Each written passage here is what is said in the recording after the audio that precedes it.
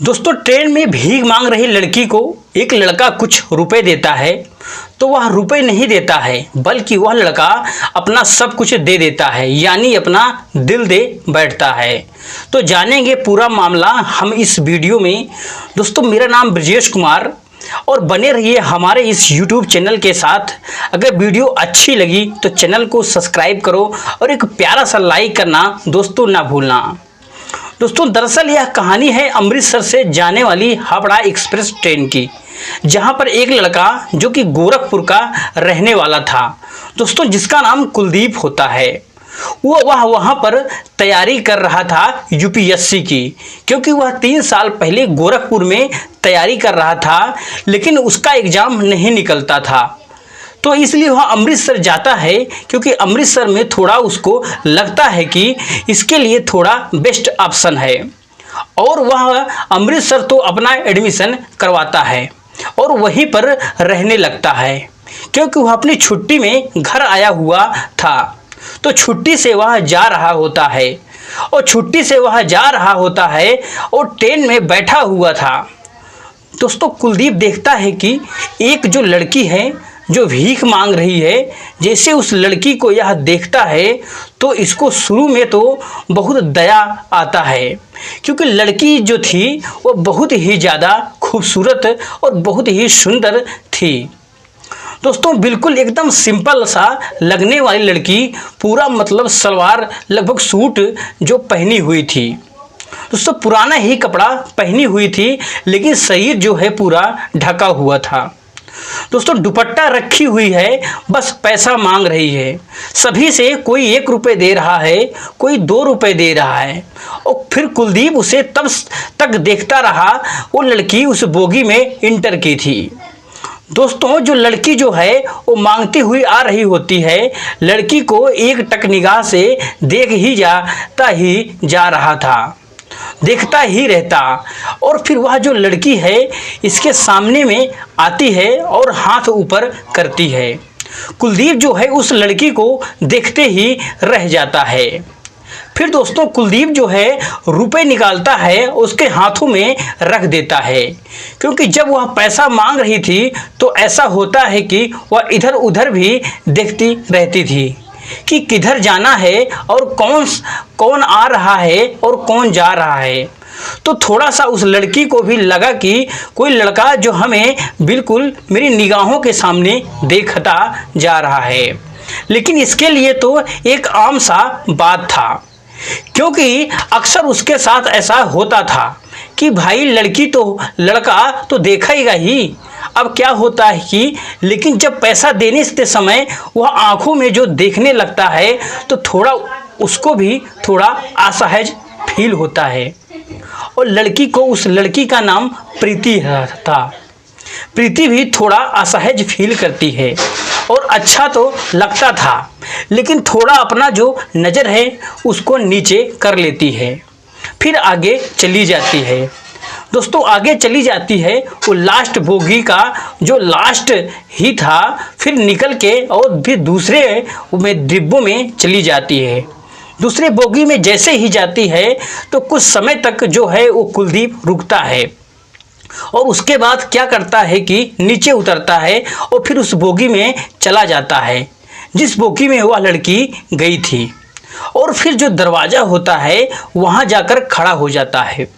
और खड़ा होता है तो देखता है कि वह जा रही है, पैसा मांग रही है और सभी से वैसे ही पैसा मांग रही है। कोई 1 रुपये, कोई 2 रुपये दिए जा रहा है, कोई नहीं भी देता, ऐसे आगे बढ़ो करके लौटा देता है। अब क्या होता है कि जैसे ही दूसरा बोगी में भी समाप्त होने वाला था तो काफ़ी समय लग जाता है। लगभग 1 घंटे वहाँ समय इसको लग जाता है।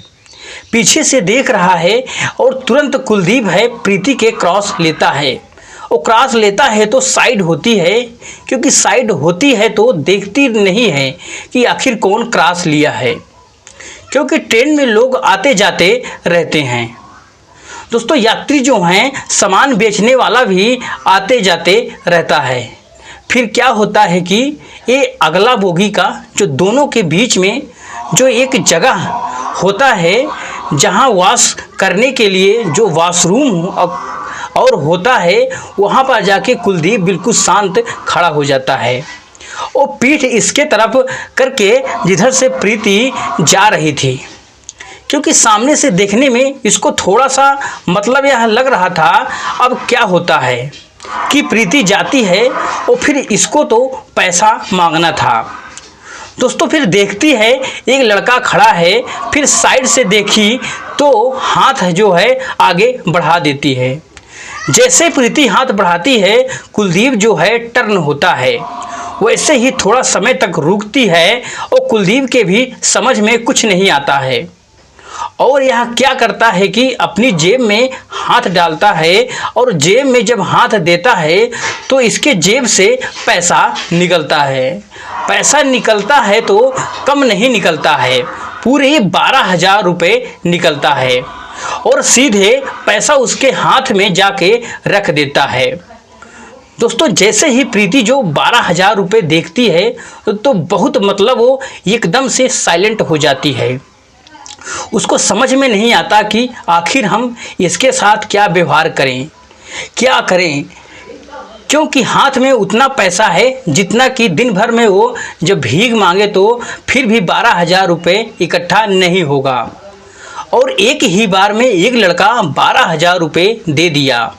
हाथ को ऐसे ही की हुई है और फिर पैसा जो है हाथ में है। कुलदीप है जो प्रीति के प्रति आंखों में देख रहा है। दोस्तों जो प्रीति है वो कुलदीप के आंखों में देख रही है। दोनों को कुछ समझ में नहीं आ रहा है कि कुछ एक दूसरे से बोले भी नहीं पाते हैं, लेकिन कुलदीप को लगा कि वह कुछ बोलना चाह रही है। तो कुलदीप कहता है कि मेरे पास बस इतना ही, इससे ज़्यादा पैसा नहीं है। और जैसे ही यह बात प्रीति सुनती है तो प्रीति अपना जो है नज़र नीचे कर लेती है। उसको समझ में नहीं आता है कि इस पैसे को हम हाथ जो ऐसे है उसको मुट्ठी बांधें या ना बांधें, इसको अपने पास रखें या ना रखें। क्या होता है कि कुलदीप भी थोड़ा वहाँ असहज फील करने लगता है। दोस्तों कुलदीप वहाँ से फिर चला जाता है। कुलदीप आता है फिर अपने सीट पर आके बैठ जाता है। दोस्तों लड़की प्रीति जो है वहीं से उतर जाती है, क्योंकि उसको भी समझ में नहीं आ रहा था कि मेरे साथ आखिर हो क्या गया है, क्योंकि आज तक किसी ने ऐसा नहीं किया। दोस्तों जो कुलदीप जो है, क्योंकि वह बड़े घर का लड़का है और दोस्तों कुलदीप के पास कई जो हैं ईंट का जो भट्ठा होता है और कई एक नहीं और कई भी बिजनेस हैं, इसलिए यूपीएससी की तैयारी कर रहा था।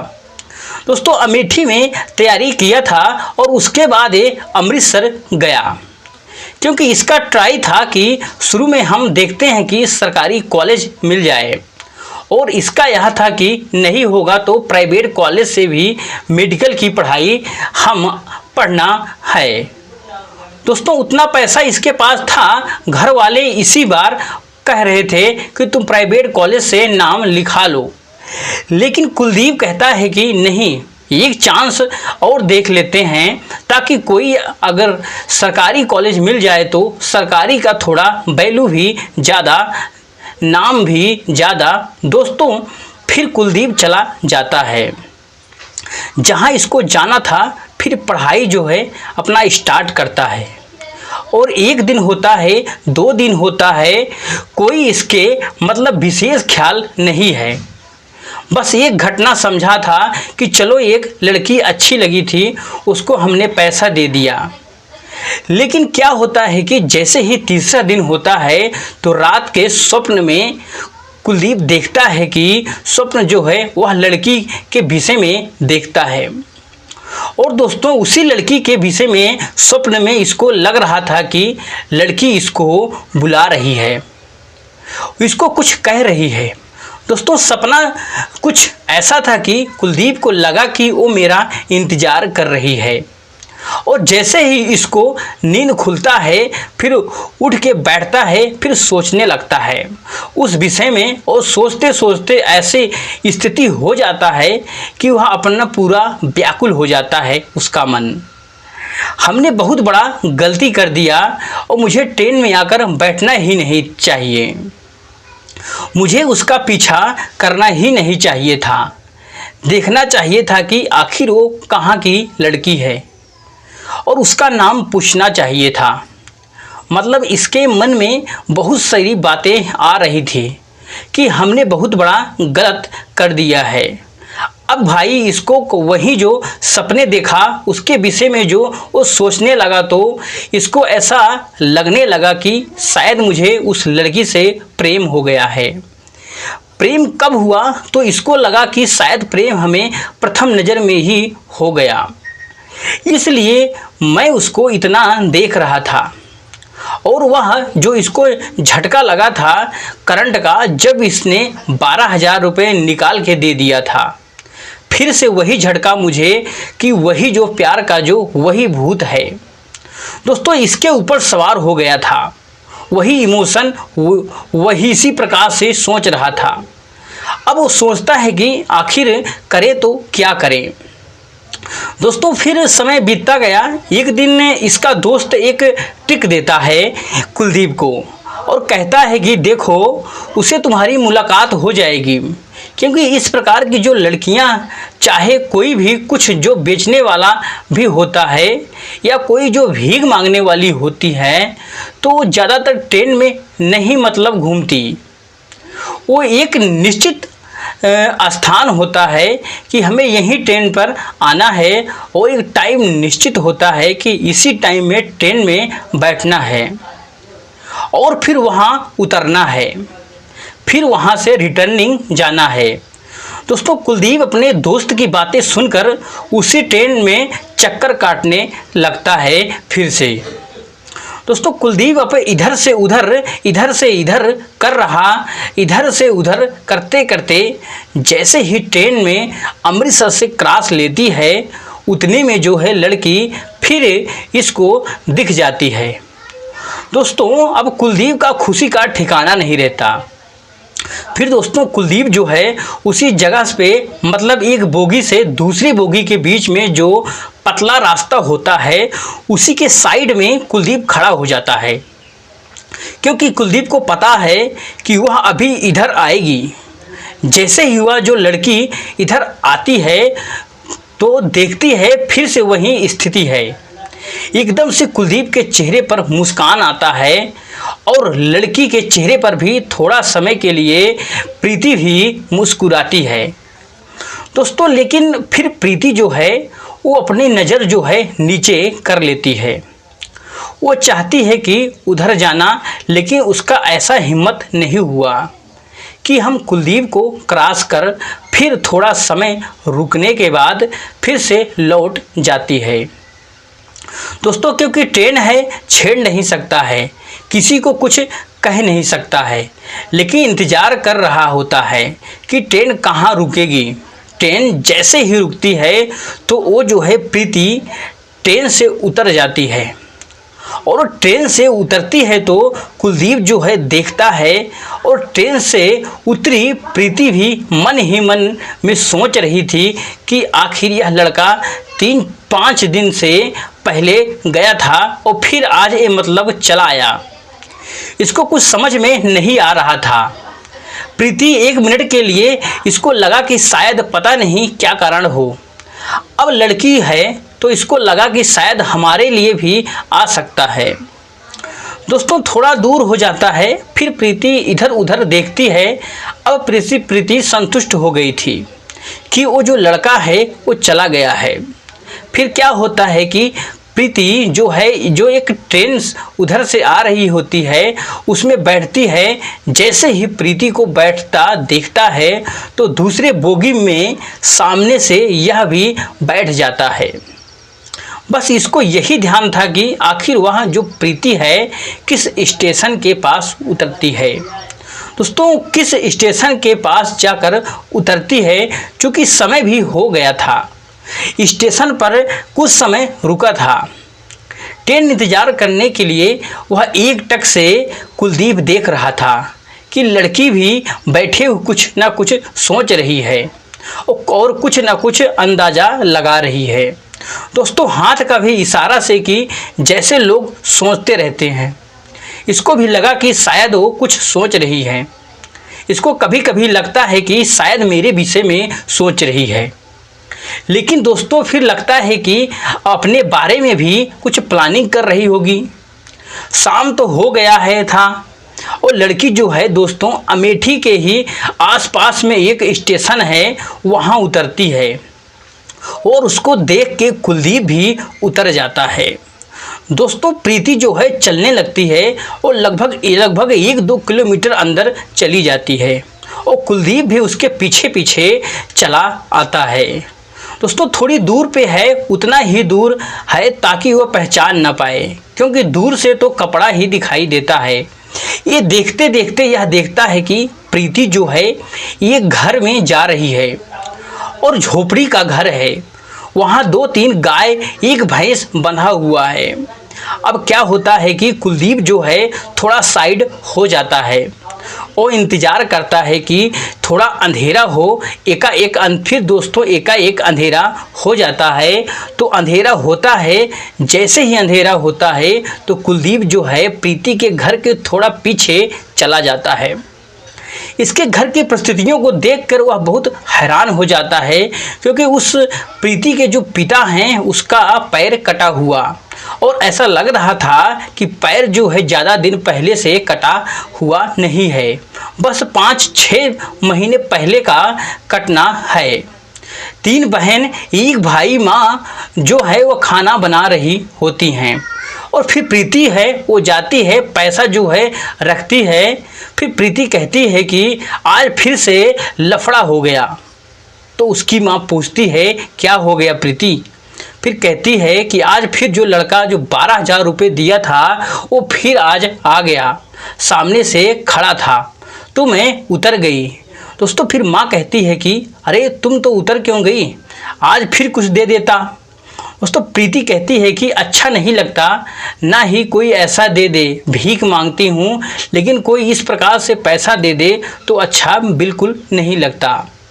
दोस्तों फिर उसकी माँ ऐसे ही मजाक में कह देती है कि तुम इतनी सुंदर हो और खूबसूरत हो, कोई भी तुम्हारा रास्ता रोक सकता है।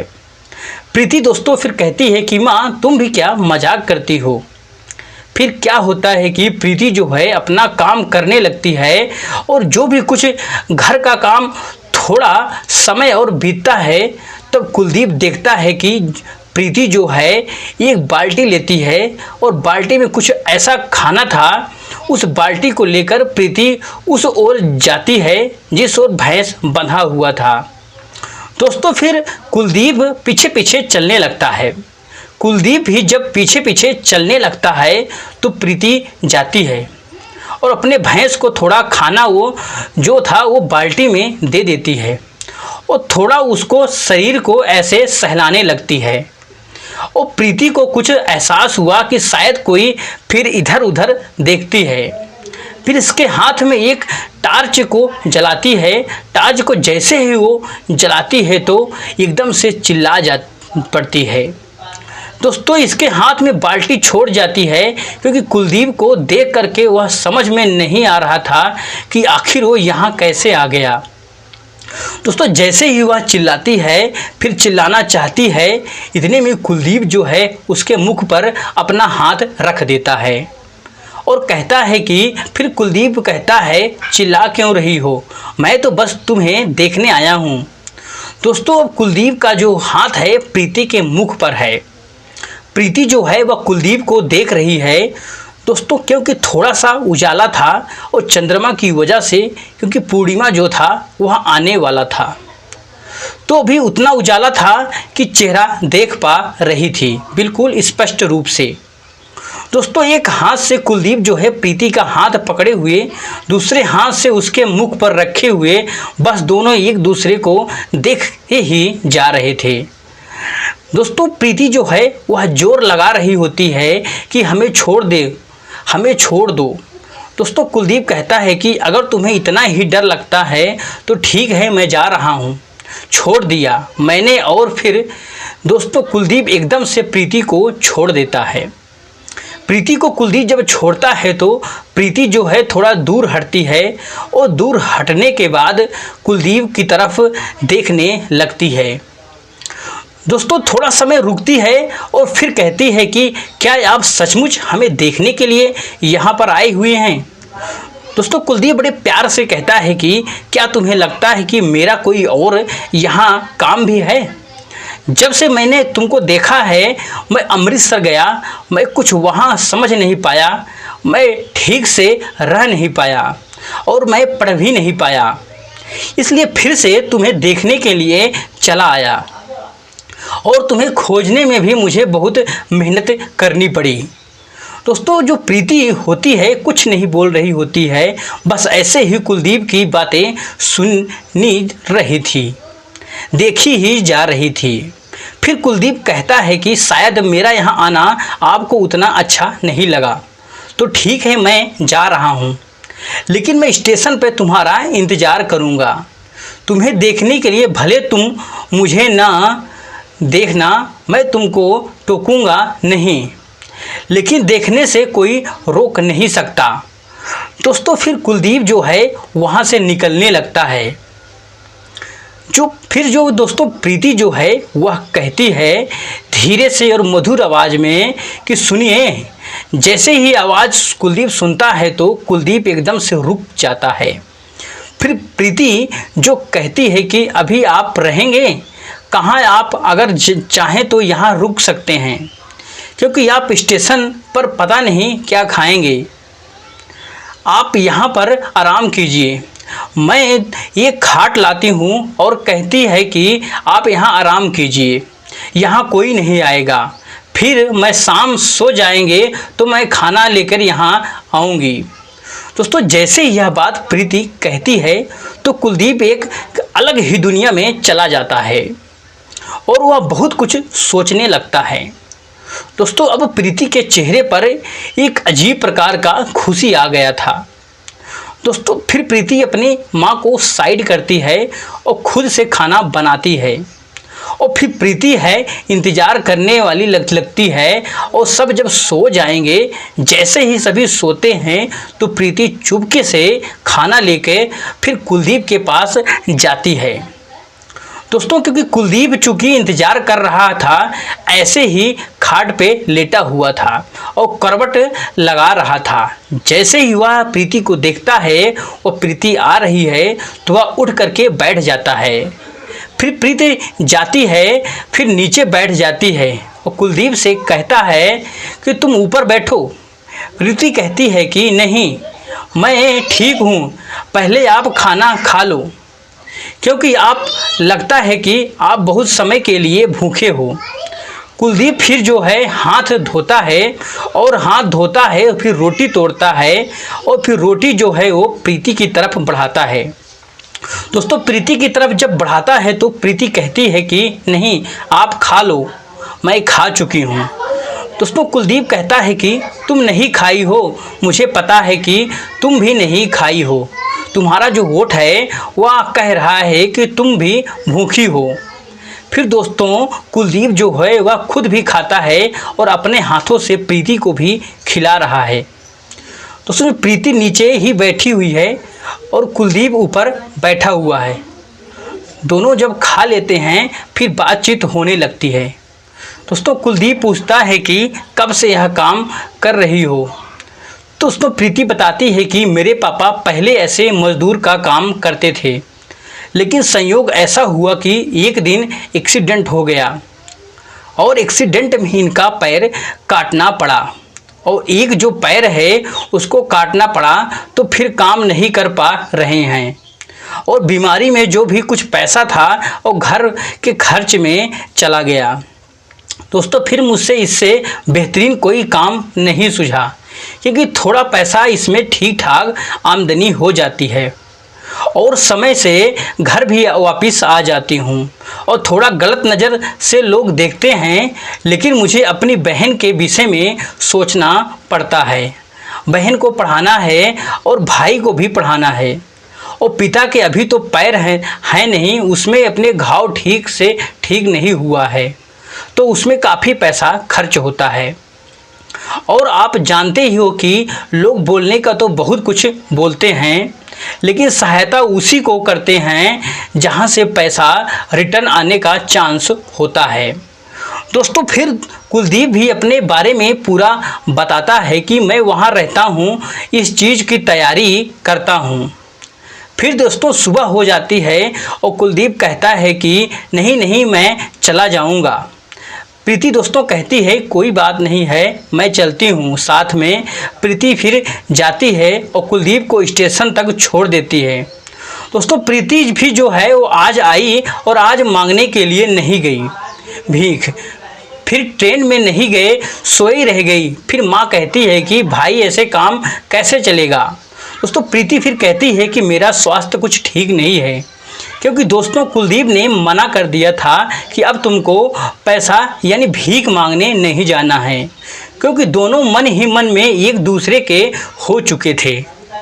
दोस्तों कुलदीप ने कह दिया था कि अब तुमको भीख मांगने की कोई ज़रूरत नहीं है। फिर दोस्तों कुछ दिन बीतता है और कुलदीप को नौकरी मिल जाती है। फिर दोस्तों प्रीति और कुलदीप शादी करके एक साथ रहने लगते हैं। तो दोस्तों इस कहानी से जो भी आपको सीखने को मिला है कमेंट सेक्शन में ज़रूर बताएं। बाकी दोस्तों मिलते हैं किसी नेक्स्ट वीडियो में नए टॉपिक